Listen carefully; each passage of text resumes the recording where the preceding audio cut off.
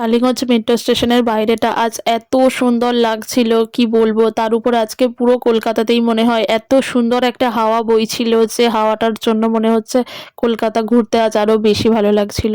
এইরকম হাওয়া যদি দিতে থাকে তাহলে পুরো কলকাতায় হেঁটে হেঁটে ঘুরে ফেলা যাবে। তবে কিছু কিছু সময় দেখবে একটু বন্ধু বান্ধব সাথে থাকলে কিন্তু একটু বেশিই ভালো লাগে।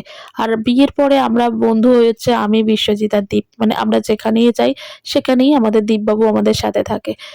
আমার যখন বিয়ে হয় তখন দীপ ক্লাস 8 এ পড়তো, আর আজকে সেই দীপের এইচএস পরীক্ষা দেওয়া হয়ে গেছে। ভাবা যায় যেন মনে হচ্ছে চোখের সামনেই ছেলেটা বড় হলো। তো যাই হোক, ওর একটা ভালো দিক হচ্ছে ও এখনো বাড়ির লোক ছাড়া বাড়ির বাইরে খুব একটা বেরোতে চায় না। বন্ধু বান্ধবের সাথে যায়, তবে একদমই না, মানে দুর্গাপুজোর সময় শুধু যায়, এছাড়া অন্য কোনো সময় ও বাড়ির কাউকে ছাড়া সেরকম খুব একটা দূরে কোথাও যেতেই চায় না। এই রিভেঞ্জটা ও আমাকে আর ওর দাদাকে সাথে নিয়েই দেখতে যাবে বলে একদম ঠিক করেছিল। তো যাই হোক, দুজনে তো মানে তিনজন মিলে তো অনেক ঘোরাঘুরি করার পর এরপর খাওয়া দাওয়ার পালা। এদিকে চাউমিন, রুমালি রুটি আর চিলি চিকেন এই সমস্ত কিছু খেয়ে আজকে বাড়ি ফিরবো। বেশ একটা ভালো সন্ধ্যা